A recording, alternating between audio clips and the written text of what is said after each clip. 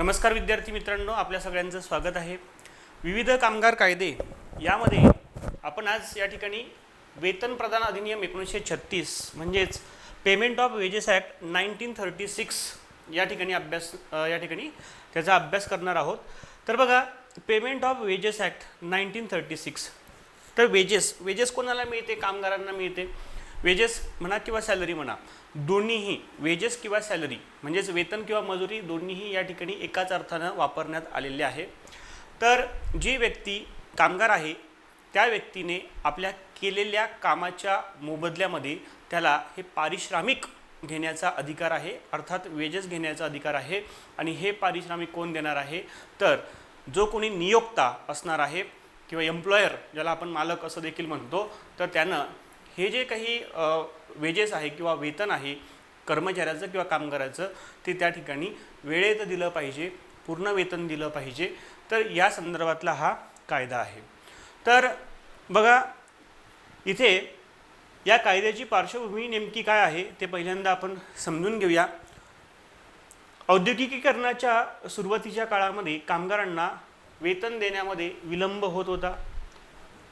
जे काही कारखानदार आहेत किंवा एम्प्लॉयर आहेत, तर ते मनमानी पद्धतीने कर्मचाऱ्यांच्या वेतनामध्ये कपाती करत होते. अन्यायकारक वागणूक त्यांना त्या ठिकाणी मिळत होती. विशेषतः त्या ठिकाणी मजुरीच्या बाबतीत त्यांचं आर्थिक शोषण त्या ठिकाणी करण्याचा प्रयत्न होत होता.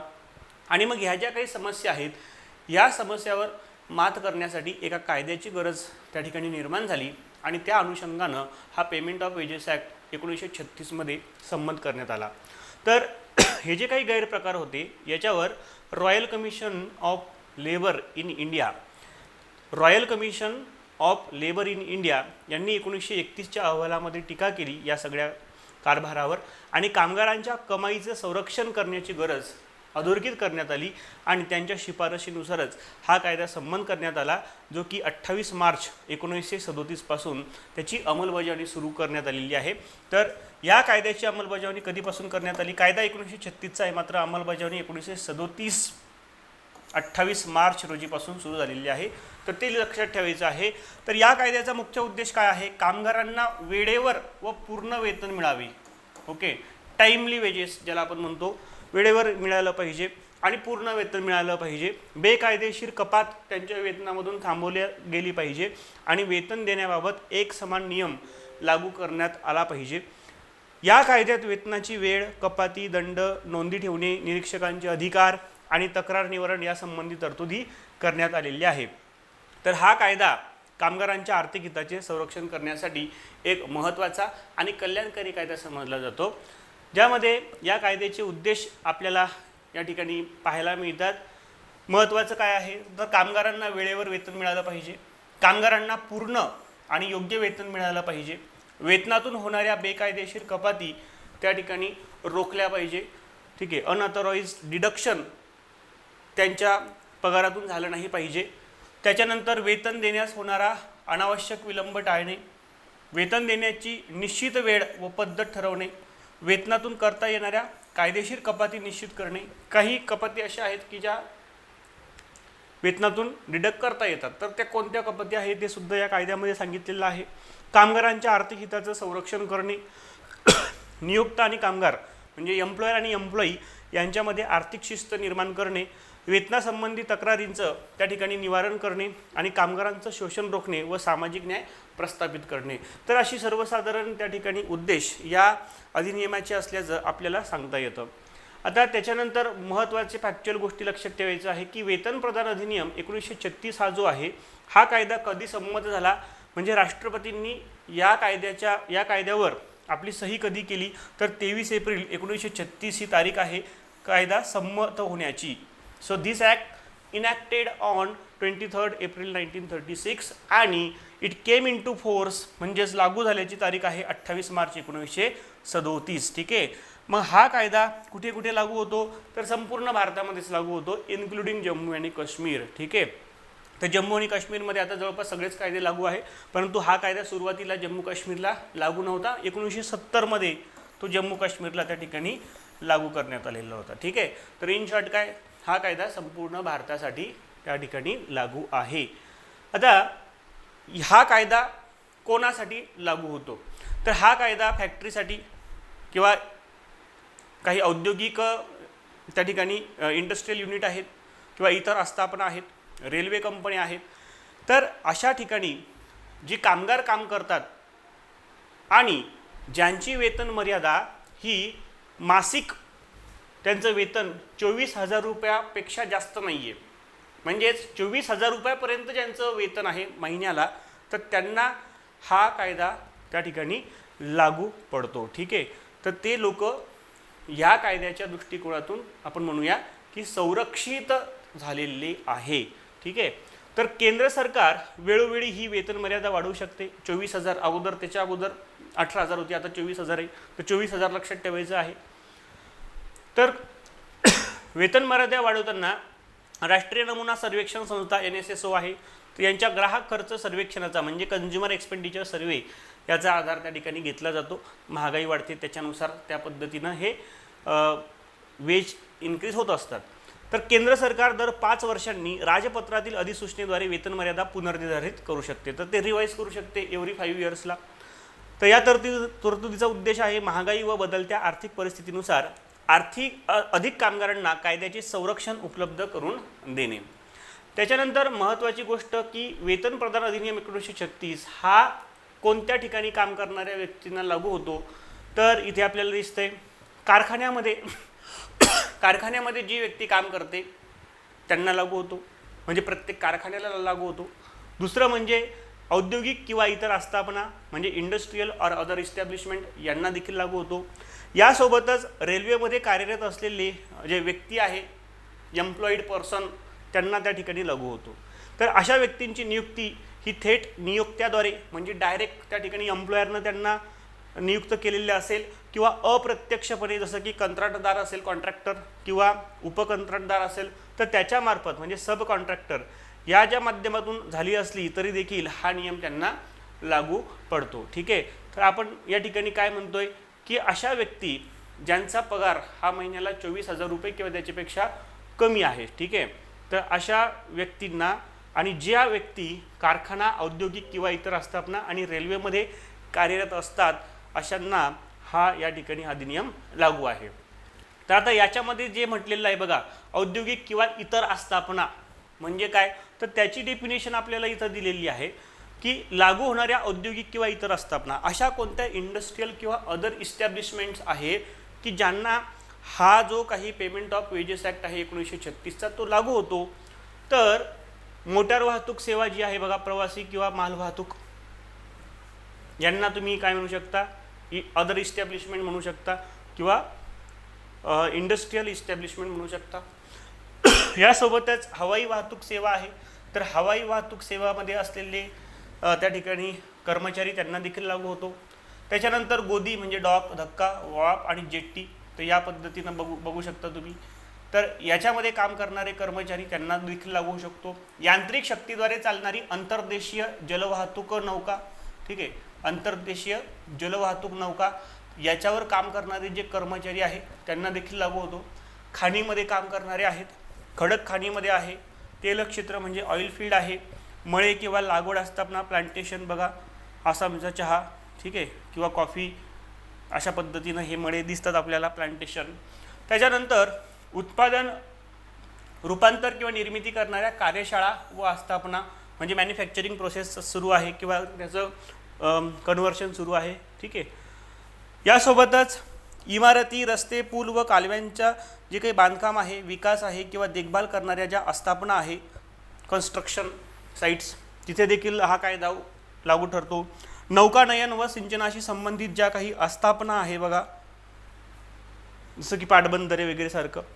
त्याच्यानंतर वीज किंवा इतर ऊर्जेचे उत्पादन, प्रेषण व वितरण करणाऱ्या आस्थापना, महावितरण, महाट्रान्सको, महाजनको सारख्या कंपन्या.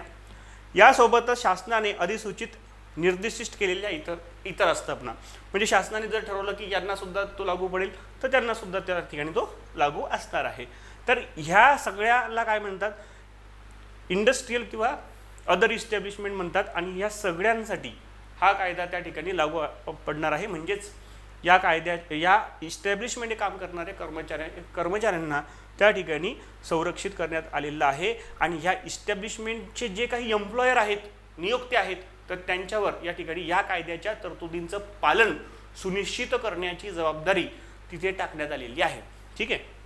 त्याच्यानंतर आता एक्सेप्शन काय आहे, कोणाला किंवा कोणत्या आस्थापनांना हा वेतन प्रदान अधिनियम 1936 लागू होणार नाही, तर औद्योगिक किंवा इतर आस्थापना या व्याख्येत पुढील अपवाद नमूद करण्यात आलेली आहे। जसं की बघा, संघ शासनाच्या लष्करी म्हणजे मिलिटरी असेल, नेव्ही असेल किंवा एअरफोर्स असेल, तर संघ शासनाच्या मालकीची किंवा त्याच्यासाठी विशेषतः कार्यरत असलेली हवाई वाहतूक सेवा या अधिनियमाच्या कक्षेबाहेर आहे।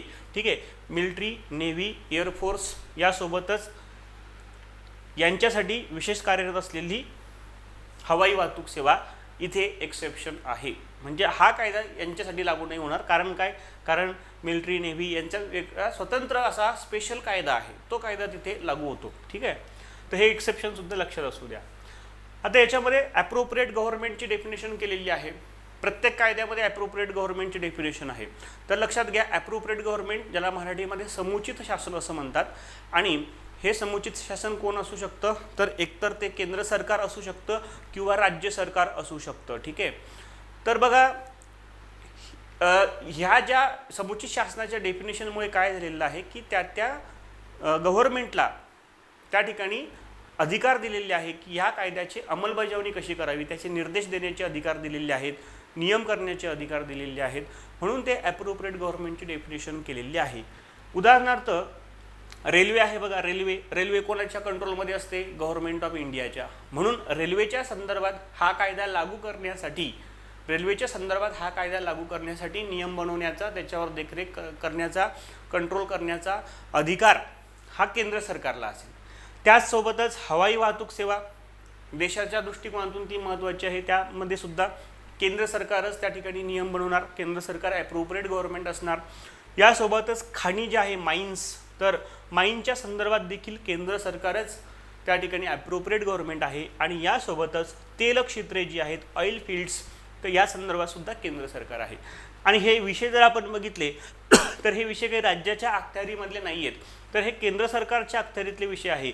रेल्वे, हवाई वाहतूक, खाणी, ऑइल फील्ड्स, म्हणून या सगळ्या क्षेत्राच्या संदर्भात केंद्र सरकार हे ॲप्रोप्रिएट गव्हर्नमेंट असेल। आणि या व्यतिरिक्त इतर सर्व जे काही प्रकरणं असतील तर त्यामध्ये राज्य सरकार या ठिकाणी काय असेल, ॲप्रोप्रिएट गव्हर्नमेंट असेल। त्याच्यानंतर या ठिकाणी कामगार किंवा कर्मचारी, ज्याला एम्प्लॉईड पर्सन असं म्हटलेलं आहे, तर एम्प्लॉईड पर्सन म्हणजे कोण याची डेफिनेशन यामध्ये दिलेली आहे।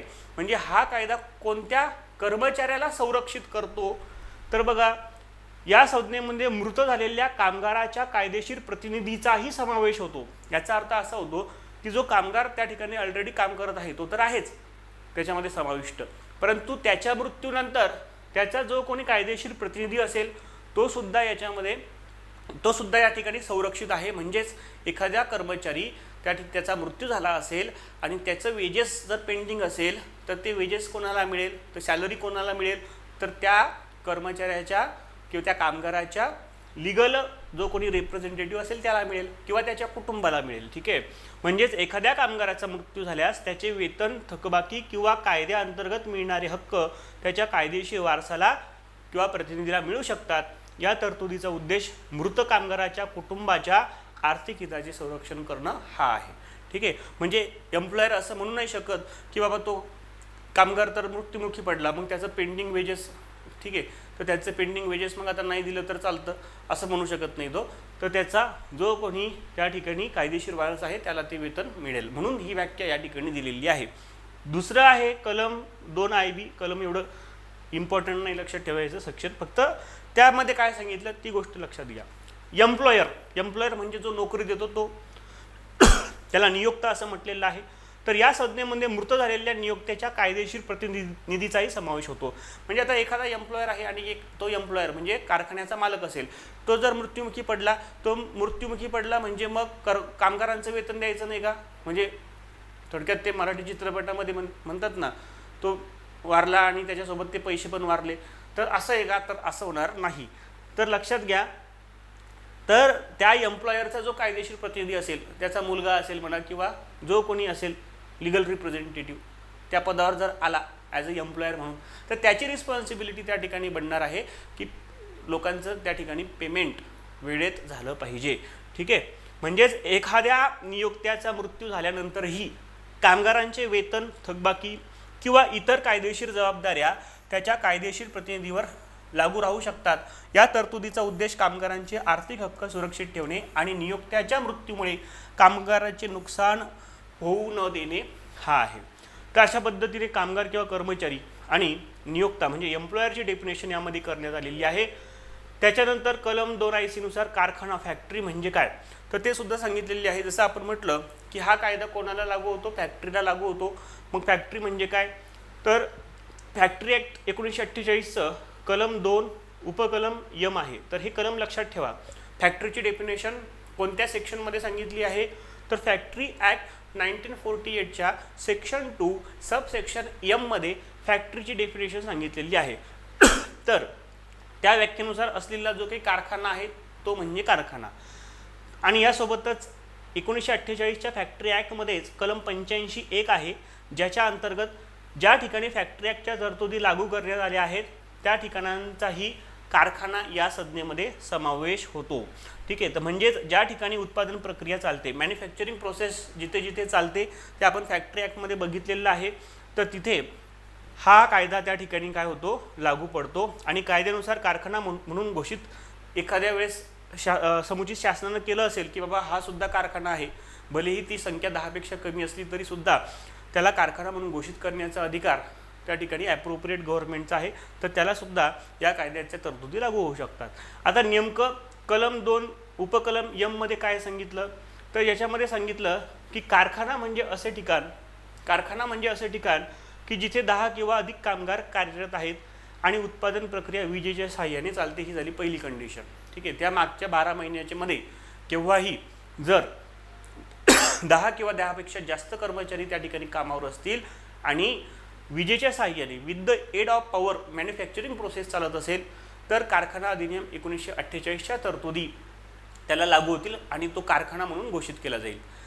किंवा मग जिथे 20 किंवा अधिक कामगार कार्यरत आहे आणि उत्पादन प्रक्रिया ही विजेशिवाय चालते, म्हणजे without the aid of power चालत असेल, मात्र 20 किंवा त्याच्यापेक्षा जास्त कर्मचारी त्या ठिकाणी कामावर असेल तर त्याला कारखाना म्हणून घोषित करता येऊ शकतं, म्हणजे केलं जातं. आणि कारखाना अधिनियम 1948च्या तरतुदी त्याला लागू होतात. तर यासोबतच कारखाना अधिनियम 1948च्या कलम 85(1) मध्ये घोषित केलेले ठिकाण, जसं की राज्य सरकारला असा अधिकार आहे, स्टेट गव्हर्नमेंटला अधिकार या ठिकाणी दिलेला आहे की कामगारांची संख्या कमी असली तरी एखादे ठिकाण कारखाना म्हणून त्या ठिकाणी घोषित केलं जाऊ शकतं. उदाहरणार्थ 8च कामगार आहे आणि त्या ठिकाणी 8च कामगार आहेत, विजेच्या साहाय्याने उत्पादन चालते, मग ही तर अट बसत नाही. पण एक्सेप्शन आहे, राज्य सरकारला वाटलं की नाही इथं पण आम्ही याला कारखाना म्हणून घोषित करतो. उदाहरणार्थ एखादा प्लास्टिक निर्मितीचा उद्योग आहे आणि तिथं 8 कर्मचारी काम करत आहेत, बरोबर, विजेच्या साहाय्याने, मग तिथे सुद्धा तो कारखाना म्हणून घोषित करण्याचा अधिकार स्टेट गव्हर्नमेंटला आहे.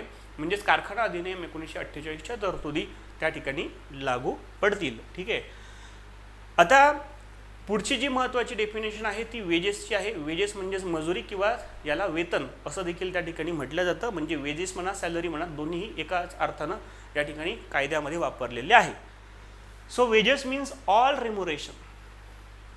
वेजेस म्हणजे काय, सगळं रेम्युनरेशन, सगळं मानधन, ठीक आहे, किंवा मोबदला payable to an employee for work done or employment. तर या ठिकाणी हे जे काही रेम्युनरेशन आहे किंवा वेजेस आहे कर्मचाऱ्याला मिळणार आहे त्याने केलेल्या कामाच्या बदल्यामध्ये. ठीक आहे, तर वेतन म्हणजे कर्मचाऱ्याला त्याच्या रोजगारासाठी किंवा केलेल्या कामासाठी देय असलेला सर्व आर्थिक मोबदला आहे. मग या वेजेसमध्ये किंवा या वेतनमध्ये कोणकोणत्या बाबी समाविष्ट होतात ते सुद्धा सांगितलेलं आहे. ही व्याख्या कशासाठी करण्यात आली, कायद्याचं नावच आहे payment of wages act. Payment of wedges म्हणजे एम्प्लॉयरने एम्प्लॉईला त्याने केलेल्या कामाचा मोबदला म्हणून वेजेस दिली पाहिजे. मग वेजेस दिली पाहिजे म्हणजे नेमकं काय दिलं पाहिजे, तर ते सुस्पष्ट होण्यासाठी ही व्याख्या इथं देण्यात आलेली आहे. मग काय काय दिलं पाहिजे, तर सॅलरी आणि अलाउन्सेस म्हणजे वेतन आणि भत्ते त्या ठिकाणी असणार आहे. Payment under and award settlement और कोर्ट ऑर्डर म्हणजे लवाद, समझोता किंवा न्यायालयाच्या आदेशानुसार देय असलेली रक्कम. इथे अवॉर्ड याचा अर्थ काय होतो, न्यायालयीन त्या ठिकाणी न्याय निर्णय किंवा निवाडा असं त्या ठिकाणी होऊ शकतो. तर एखाद्या वेळेस काहीतरी एम्प्लॉयर एम्प्लॉईमध्ये तंटा झाला असेल पेमेंट देण्याच्या संदर्भात आणि कोर्टानं तसा आदेश दिला की बाबा की याचं असं असं पेमेंट त्या ठिकाणी बनतं, ते तुम्ही दिलं पाहिजे, तर ते सुद्धा या ठिकाणी वेजेस म्हणून येणार. ओव्हरटाईम वेजेस, त्याने ओव्हरटाईम केला आहे तर त्याचंसुद्धा या ठिकाणी कन्सिडर करण्यात येणार. हॉलिडे अँड लिव्ह वेजेस, सुट्टी आणि रजेचे वेतन, जसं की रविवारची सुट्टी असते साधारणतः, तर मग त्याचं सुद्धा वेतन त्या ठिकाणी दिलं पाहिजे. कारण रविवारची सुट्टी किंवा आठवड्यातून कुठल्याही एका दिवसाची सुट्टी ही सवेतन अशी असते. आणि लिव्ह वेजेस म्हणजेच काही वार्षिक वेतनासहित रजा मिळतात तर त्याचंही वेतन दिलं पाहिजे.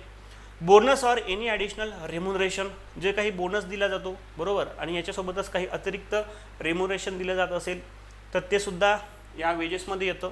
Amount payable on termination of employment, नोकरी समाप्त झाल्यानंतर जर त्याला काहीतरी लमसम अमाऊंट द्यायची असेल की बाबा एवढी अमाऊंट घेतो जर तू टर्मिनेट झाला, ते सुद्धा त्या ठिकाणी वेजेसमध्ये येतं. आणि benefits payable under any legal scheme, ज्या काही कायदेशीर योजना आहेत आणि त्या अंतर्गत त्याला जर काही बेनिफिट्स मिळत असतील तर ते सुद्धा इथे वेजेसमध्ये येतं. म्हणजे ह्या सगळ्या गोष्टी वेजेस म्हणून कन्सिडर केल्या जातात आणि एवढ्यापैकी ज्या काही ॲप्लिकेबल असतील त्या त्याने एम्प्लॉयरने एम्प्लॉईला वेजेस म्हणून दिल्या पाहिजे असा त्याचा अर्थ आहे. आता याच्यामध्ये काय सांगितलं की पुढे वेतनामध्ये कोणत्या गोष्टी या ठिकाणी समाविष्ट होणार नाहीत.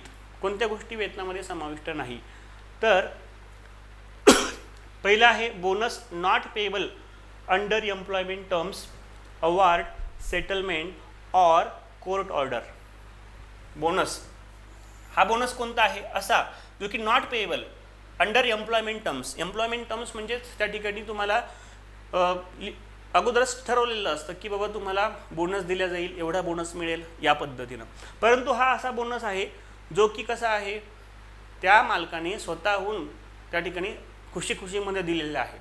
ओके, तो काही बांधील नव्हता देण्यासाठी, असा त्याचा अर्थ आहे. त्याच्यानंतर आहे व्हॅल्यू ऑफ हाऊस अकॉमोडेशन, म्हणजे निवास व्यवस्थेचं मूल्य. जर एम्प्लॉयरने एम्प्लॉईला राहण्यासाठी घर दिलं असेल तर ते वेजेस त्या ठिकाणी मानलं जाणार नाही.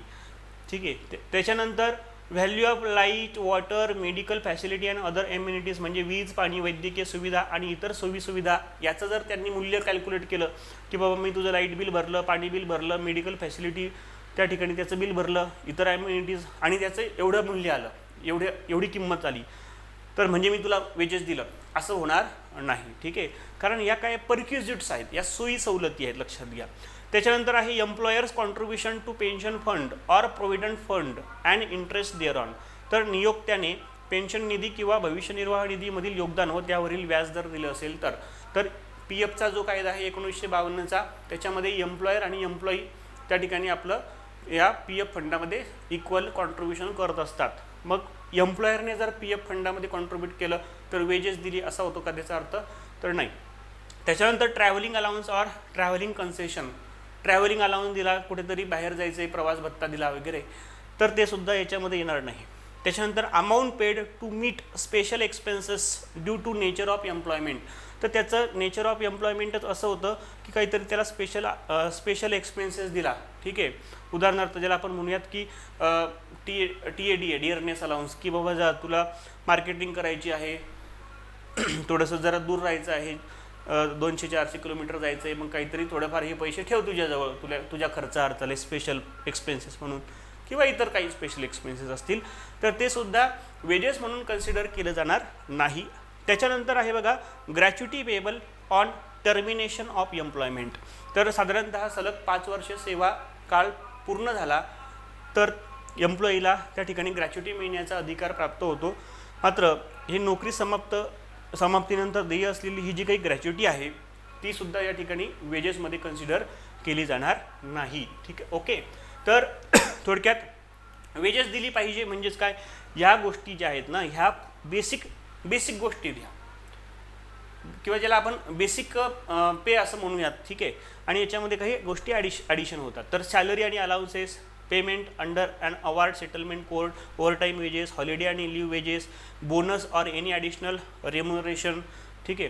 त्याच्यानंतर payment payable on termination of employment आणि benefits payable under any legal scheme, हे सगळे वेजेसमध्ये येतात, वेतनमध्ये येतात आणि हे वेळेत त्या ठिकाणी दिलं गेलं पाहिजे आणि पूर्ण वेतन त्या ठिकाणी दिलं गेलं पाहिजे. या गोष्टी याच्यामध्ये येत नाही. सेक्शन 3 आहे बघा, responsibility for payment of wedges, म्हणजे वेतन देण्याची जबाबदारी कोणाची आहे, कोण देणार वेतन, हु इज रिस्पॉन्सिबल, कोणीतरी एक रिस्पॉन्सिबल व्यक्ती असला पाहिजे ना. ऑल आर रिस्पॉन्सिबल म्हणजे नो वन इज रिस्पॉन्सिबल, सगळेच जबाबदारी म्हणजे कोणीच जबाबदार नसतं, बरोबर. असं होऊ नये म्हणून त्या ठिकाणी जबाबदारी निश्चित करण्यात आलेली आहे. ओके, तर बघा या कायद्याअंतर्गत कामगारांना देय असलेले सर्व वेतन देण्याची मुख्य जबाबदारी ही कोणाची असते, एम्प्लॉयरची म्हणजे नियोक्त्याची असते. तसेच काही विशिष्ट ठिकाणी वेतन देण्याची जबाबदारी संबंधित अधिकाऱ्यांवरही टाकण्यात आलेली आहे. कारखान्यामध्ये कामगार कार्यरत असल्यास, बघा कारखाना जो आहे आणि त्याच्यामध्ये कामगार कार्यरत आहे, तर फॅक्टरी ॲक्ट 1948 अंतर्गत नियुक्त जो कोणी मॅनेजर असेल तो वेतन देण्यासाठी जबाबदार असेल. जर औद्योगिक किंवा इतर आस्थापना असतील तर तिच्यावर देखरेख व नियंत्रण ठेवणारी जी जबाबदार व्यक्ती आहे ती वेतनासाठी त्या ठिकाणी उत्तरदायी असते. म्हणजे अल्टिमेट कंट्रोल ज्याच्याकडे आहे ती व्यक्ती त्या ठिकाणी जबाबदार आहे, त्यानं त्या कर्मचाऱ्याचं वेतन दिलं पाहिजे. रेल्वे जे असतील रेल्वे, तर रेल्वे संबंधित स्थानिक क्षेत्रासाठी नियुक्त केलेल्या ज्या काही व्यक्ती आहे, रिजनल मॅनेजर वगैरे, तर ते त्या ठिकाणी जबाबदार असतात. कंत्राटी कामगारांच्या बाबतीत जी लोक त्या ठिकाणी कॉन्ट्रॅक्टवर लेबर आहेत तर त्यांच्या बाबतीत वेतन कोणी द्यावं, बघा तर त्याच्यामध्ये सांगितलं की कंत्राटदाराने नियुक्त केलेली व्यक्ती त्या ठिकाणी जबाबदार असते. एखादा कॉन्ट्रॅक्टर आहे आणि कॉन्ट्रॅक्टरनं म्हटलं की बाबा ही थर्ड पर्सन काय करेल, ती हे जे कोणी कंत्राटी कामगार आहे त्यांचं वेतन त्या ठिकाणी देण्याची जबाबदारी पार पाडेल, तर मग ती व्यक्ती त्या ठिकाणी कोण असणार, जबाबदार असणार आहे पेमेंट देण्यासाठी. इतर प्रकरणांमध्ये नियोक्त्याने नियुक्त केलेली व्यक्ती या कायद्याच्या तरतुदींचे पालन करण्यासाठी जबाबदार मानली जाते. तर अशा पद्धतीने एक पेमेंट देण्याची रिस्पॉन्सिबिलिटी त्या अथॉरिटीवर इथे फिक्स करून दिलेली आहे. महाराष्ट्र शासन जे आहे आपलं, तर 1953 मध्ये या पेमेंट ऑफ वेजेस ॲक्ट 1936 यामध्ये एक दुरुस्ती केलेली आहे कलम 3 मध्ये. वेतन देण्याच्या जबाबदारीबाबत विशेष बदल या ठिकाणी केलेला आहे आणि या दुरुस्तीनुसार काय सांगितलं की कारखान्यामध्ये म्हणजे फॅक्टरी ॲक्ट 1948च्या अंतर्गत नियुक्त व्यवस्थापक जे आहे म्हणजे मॅनेजर जो आहे आणि एम्प्लॉयर आहे, एम्प्लॉयर काय करू शकतो, मॅनेजरला अपॉइंट करू शकतो की तू बाबा इथं सगळं कामकाज बघ, लोकांचे पगाराचं बघ. तर हे दोघेही संयुक्तपणे आणि स्वतंत्रपणे म्हणजे जॉईंटली आणि सेव्हरली कामगारांना वेतन देण्यासाठी जबाबदार राहील. इन जनरल केसमध्ये काय असतं की प्रायमरी रिस्पॉन्सिबिलिटी ही एम्प्लॉयरची असते, त्याच्यानंतर व्यवस्थापक जर नियुक्त केला असेल तर व्यवस्थापकाची असते. परंतु महाराष्ट्र शासनाने काय म्हटलंय, या दोघांनाही संयुक्त आणि स्वतंत्रपणे जबाबदार धरलेलं आहे. म्हणजे कोणीही आपली जबाबदारी झटकू शकत नाही. संयुक्तपणे आणि स्वतंत्रपणे. संयुक्तपणे म्हणजे काय, उदाहरणार्थ एखाद्याचा पगार आहे समजा 20,000 रुपये, बरोबर, मग त्यांनी संयुक्तपणे म्हणजे मग जर पगार दिला नाही तर दोघंही जबाबदार, व्यवस्थापकाने 10,000 रुपये दिले पाहिजे, मॅनेजरने 10,000 दिले पाहिजे संयुक्तपणे किंवा स्वतंत्रपणे. एकतर व्यवस्थापक 20,000 रुपये देईल किंवा जो कोणी एम्प्लॉयर आहे तो 20,000 रुपये देईल. अशा पद्धतीनं संयुक्तपणे आणि स्वतंत्रपणे ही तरतूद या ठिकाणी करण्यात आलेली आहे. तसेच औद्योगिक आस्थापनांमध्ये देखरेख आणि नियंत्रण करणारी जबाबदार व्यक्ती आणि नियोक्ता हे दोघेही वेतनासाठी जबाबदार त्या ठिकाणी असतील आणि रेल्वे प्रशासनाच्या बाबतीत स्थानिक क्षेत्रासाठी नियुक्त केलेली व्यक्ती जबाबदार राहील. कलम 4 जे आहे मित्रांनो ते वेतन कालावधी निश्चित करणे याच्याशी संबंधित आहे. फिक्सेशन ऑफ वेज पिरियड्स म्हणजे आता जनरली आपल्याकडे कसं असतं की साधारणतः महिना झाला की आपल्याला पेमेंट मिळतो किंवा बघ काही पेमेंट असंही असतं की बाबा दर आठवड्याला देणार किंवा दर 15 दिवसाला देणार. पण हे फिक्स करून घ्या की तुम्ही पेमेंट कोणती वेतन कालावधीमध्ये देणार. ठीक आहे, तर वेतन कालावधी निश्चित करणं गरजेचं आहे. तर कलम 3 अंतर्गत वेतन देण्यासाठी जबाबदार असलेल्या प्रत्येक व्यक्तीने कामगारांना वेतन कोणत्या कालावधीसाठी दिले जाईल हे निश्चित करणे आवश्यक आहे. या कालावधीला काय म्हणतात, वेतन कालावधी म्हणजे वेज पिरियड असं म्हणतात. तर यामध्ये काय म्हटलंय, कलम 4 मध्ये असं म्हटलेलं आहे की कोणताही वेतन कालावधी 1 महिन्यापेक्षा जास्त असू शकत नाही. 1 महिन्यापेक्षा जास्त असू शकत नाही. म्हणजे उदाहरणार्थ दर आठवड्याला देऊ शकतो, 15 दिवसाला देऊ शकतो, यस, एका महिन्याला देऊ शकतो, बरोबर, म्हणजे 30 दिवस, 31 दिवस, 28 दिवस, व्हॉटेवर, पण एका महिन्यापेक्षा जास्त असू शकत नाही. उदाहरणार्थ 45 दिवसानंतर पगार असं चालणार नाही, कायद्यामध्ये ते बसत नाही. ठीक आहे. म्हणजेच कामगारांना किमान महिन्यातून एकदा तरी वेतन देणं इथं बंधनकारक करण्यात आलेलं आहे. कलम 5 मध्ये वेतन देण्याची वेळ सांगितलेली आहे. टाइमली पेमेंट झालं पाहिजे. हा कायदा त्यासाठी आला की अगोदर कामगारांना त्या ठिकाणी जे एम्प्लॉयर होते ते वेळेत पगार देत नव्हते. आज मालकच नाही, बरोबर, आज सुट्टीच आहे, उद्या ये किंवा पुढच्या महिन्यामध्ये देतो, अशा पद्धतीनं जी काही पिळवणूक होत होती कामगारांची, तर त्यांना संरक्षण प्रदान करण्यासाठी या ठिकाणी ह्या तरतुदी करण्यात आलेल्या आहेत. मग काय या ठिकाणी प्रोव्हिजन आहे, वेतन देण्याची वेळ, time of payment of ways.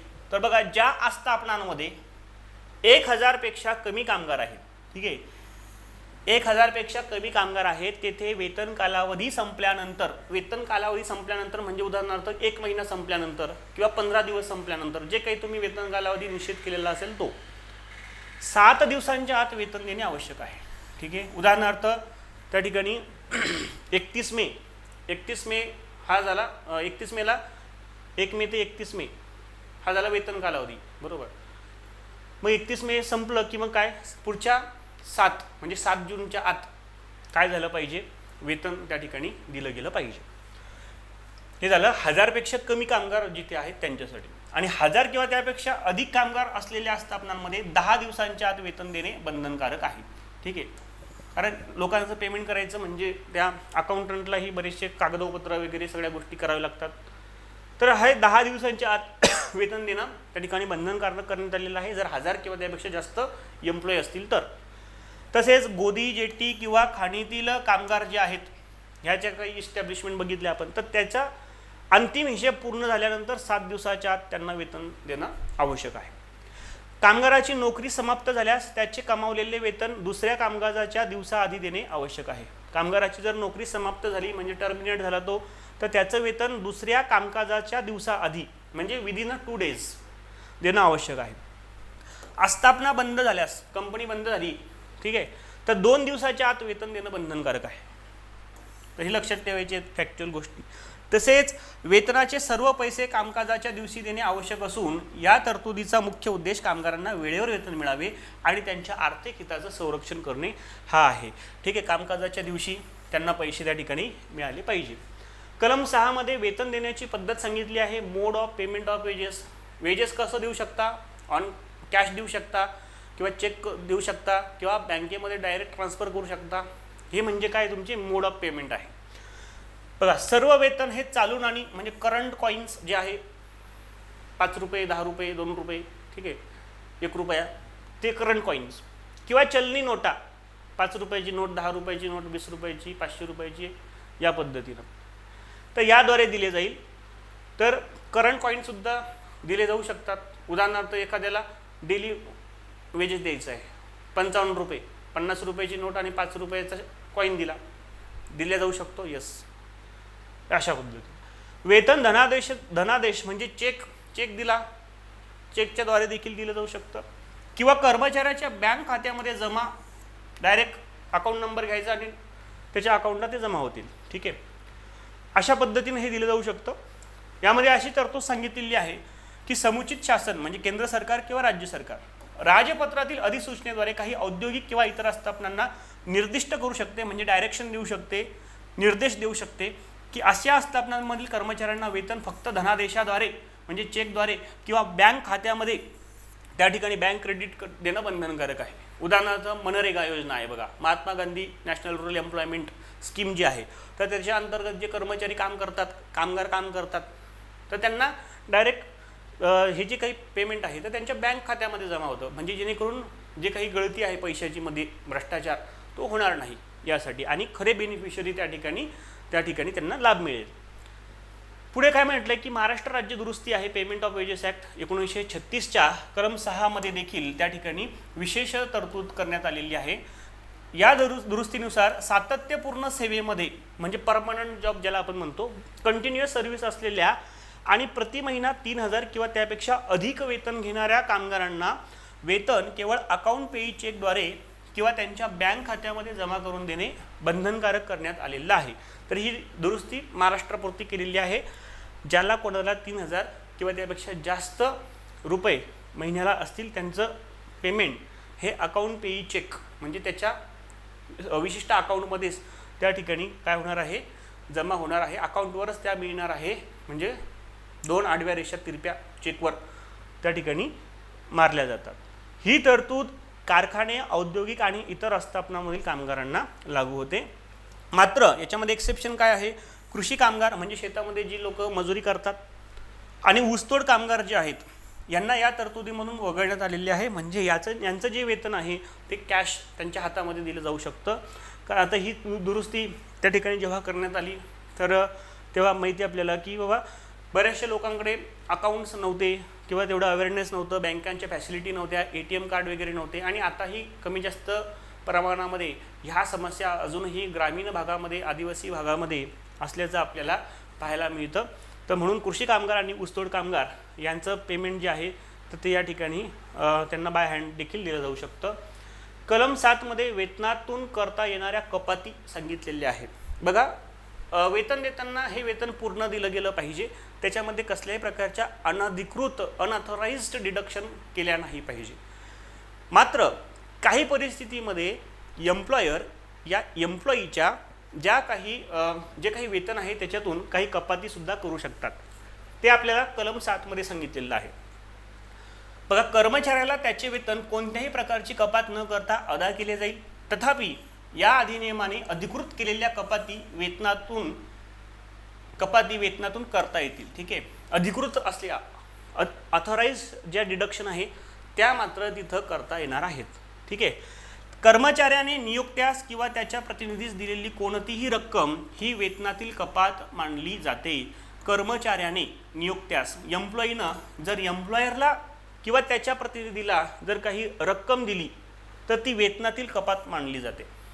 ठीक आहे, उदाहरणार्थ 10% तुझ्या वेतनातले मला दे असं जर होत असेल तर ती कपात मानली जाते या ठिकाणी. ठीक आहे, मात्र वेतनवाढ किंवा पदोन्नती रोखणे, वेतनवाढ म्हणजेच इन्क्रिमेंट किंवा पदोन्नती रोखणे, पदावन्नती करणे म्हणजे डिमोशन केलं त्याचं, तसेच त्याला सस्पेंड केलं, यामुळे झालेली वेतनहानी ही वेतनातील कपात मानली जात नाही.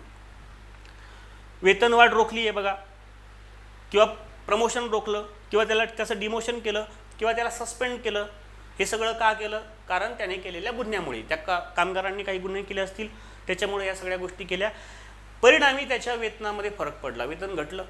ठीक आहे, मात्र ही या ठिकाणी कपात केली असं मानलं जात नाही, कारण त्याच्या कर्मानं तसं झालं. ठीक आहे, तर जर अशा शिक्षणासाठी नियोक्त्याचे नियम समुचित शासनाने विहित केलेल्या अटीनुसार असतील तर. ठीक आहे, अर्थात त्या ठिकाणी ते प्रिस्क्राईब ज्या काही कंडिशन आहेत त्याच्यानुसार ते झालं पाहिजे.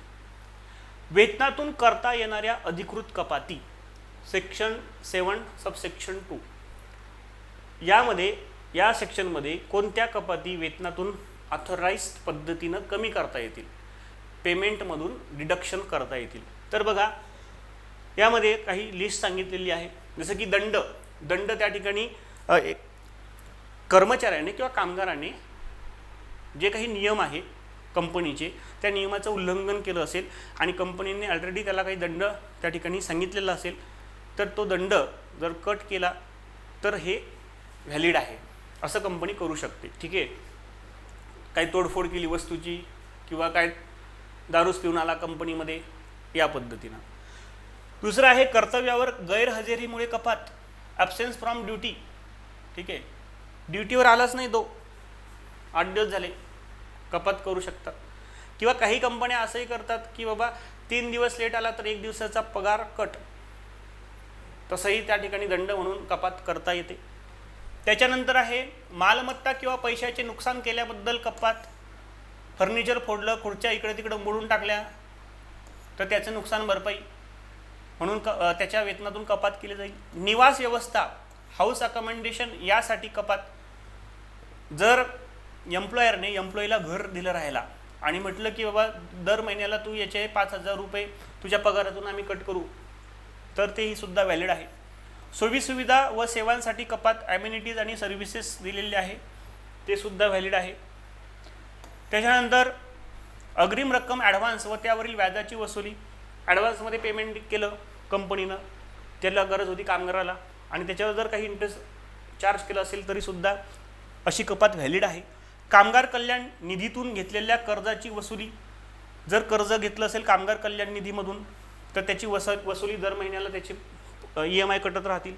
घरबांधणी कर्ज व त्यावरील व्याजाची वसुली, आयकर इन्कम टॅक्स, हा जो काही इन्कम टॅक्स आहे हा कंपनीने भरला तर त्याचे पैसे कर्मचाऱ्याच्या वेतनातून कपात केल्या जातील. न्यायालय किंवा सक्षम प्राधिकरणाच्या आदेशानुसार कपात, भविष्य निर्वाह निधी, योगदान व कर्जफेड, PF मध्ये त्या ठिकाणी काय केलं जातं, कर्मचाऱ्याच्या पगारातून त्या ठिकाणी कपात केली जाते आणि तेवढेच पैसे एम्प्लॉयरसुद्धा टाकत असतो PF फंडात, हे सुद्धा व्हॅलिड आहे.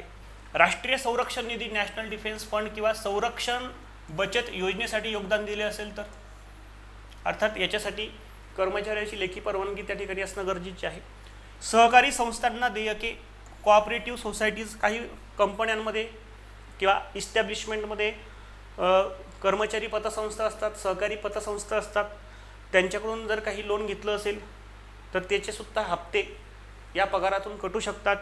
जीवन विमा हप्ता, LIC, शासकीय रोखे, गव्हर्नमेंट सिक्युरिटीज किंवा टपाल बचत योजनांमध्ये गुंतवणूक केलेली असेल, कामगार कल्याण निधीसाठी त्याचं योगदान त्या ठिकाणी तो देत असेल तर त्याच्या वेतनातून कपात केली जाऊ शकते. कामगार संघटनेचे सभासद शुल्क, ट्रेड युनियन मेंबरशिप फीज, अर्थात त्याच्यासाठी लेखी परवानगीची गरज असते.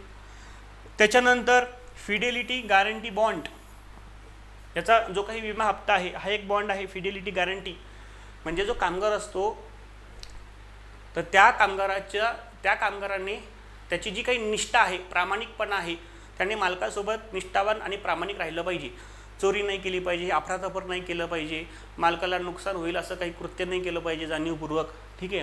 म्हणून याच्यासाठी सुद्धा विमा उतरवला जातो.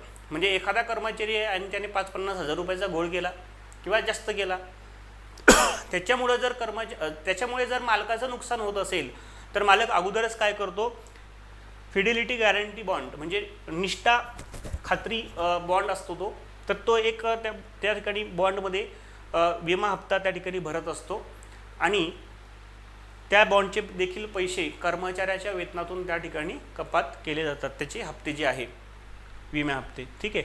त्याच्यानंतर पंतप्रधान राष्ट्रीय मदत निधीसाठी म्हणजे PM नॅशनल रिलीफ फंडमध्ये योगदान त्या ठिकाणी जर देत असेल, यासोबतच आता जर PM केअर आहे, ठीक आहे, तर याच्यामध्ये सुद्धा बरेचसे लोक स्वइच्छेने त्या ठिकाणी देतात. पूर आला असेल, भूकंप झाला असेल तर मग बरेचसे लोक आपल्या 1 दिवसाचं वेतन त्या ठिकाणी त्या कॉन्ट्रीब्युशन त्या ठिकाणी करतात. केंद्र सरकारच्या विमा योजनांसाठीचं योगदान, तर अशा ज्या काही कपाती आहेत ह्या वेतनातून करता येणाऱ्या अधिकृत कपाती आहेत, ठीक आहे. त्याच्यानंतर पुढे म्हटलंय की वेतन कालावधीत कर्मचाऱ्याच्या वेतनातून करण्यात येणाऱ्या एकूण कपातीची मर्यादा देखील निश्चित करण्यात आलेली आहे. म्हणजे असं नाही होणार की 20,000 रुपये पगार आहे आणि 20,000 रुपये कपात केली मग तो खाणार काय, तर असं होऊ नये म्हणून त्याची मर्यादा निश्चित केलेली आहे की मॅक्सिमम किती कपात तुम्ही करू शकता. तर बघा, सहकारी संस्थांना देय असलेल्या रकमेची कपात समाविष्ट असल्यास एकूण कपात वेतनाच्या 75% जास्त असू शकत नाही. सहकारी संस्थांना देय असलेल्या रकमेची कपात जर समाविष्ट असेल म्हणजे सहकारी संस्थाकडून जसं की पतसंस्था वगैरे असेल त्यांच्याकडून जर त्याने लोन घेतलं असेल, बरोबर, आणि डिडक्शन होत असेल त्याच्या पगारातून, तर किती डिडक्शन झालं पाहिजे दर महिन्याला, मॅक्सिमम 75%. जर सहकारी संस्थांचे हप्ते त्या ठिकाणी तो भरत असेल तर, म्हणजे 20,000 रुपये पगार असेल तर जास्तीत जास्त 75% 20,000च्या, ठीक आहे, तेवढं त्या ठिकाणी त्याचा पेमेंट कट होईल. म्हणजे साधारणतः मला वाटतं 15,000 रुपये. त्याच्यानंतर इतर सर्व प्रकरणांमध्ये जनरल केसमध्ये एकूण कपात वेतनाच्या 50% जास्त असू शकत नाही. म्हणजे 10,000 रुपये असेल तर जास्तीत जास्त 20,000 रुपये जर पगार असेल तर जास्तीत जास्त 10,000 रुपये कट होतील. 10,000 रुपये त्याला त्याच्या उदरनिर्वाहासाठी त्याला त्या ठिकाणी राहतील. जर कायदेशीररित्या अधिकृत कपातींची रक्कम या मर्यादेपेक्षा जास्त होत असेल, आता जे काही ऑथराइज्ड डिडक्शन आपण बघितल्या त्याची 22,000 रुपये त्या ठिकाणी होते, असं जर असेल तर, किंवा 20,000 रुपये जी ते जो पगार आहे त्याचा, आणि जनरल केसमध्ये 50% जास्त डिडक्शन नाही झाल्या पाहिजे, परंतु 12,000 रुपये डिडक्शन होत असेल तर मग उरलेले 2,000 रुपये जे आहे ते उरलेले 2,000 पुढे कॅरी फॉरवर्ड केले जातात, म्हणजे पुढच्या वेतनामध्ये ते कट केले जातील. या पद्धतीनं हे लक्षात घ्यायचं. काय म्हटलं की जर कायदेशीररित्या अधिकृत कपातींची रक्कम या मर्यादेपेक्षा जास्त होत असेल तर अतिरिक्त रक्कम विहित पद्धतीने पुढील वेतन कालावधीमध्ये वसूल केली जाऊ शकते. ठीक आहे. तर अशा पद्धतीने आज आपण या ठिकाणी पेमेंट ऑफ वेजेस ॲक्ट 1936चा पार्ट 1 या ठिकाणी बघितलेला आहे. आय होप की तुम्हाला हा कायदा या ठिकाणी समजला असेल. इथे आपण थांबूयात आणि भेटूया पुढच्या पार्टमध्ये. थँक्यू.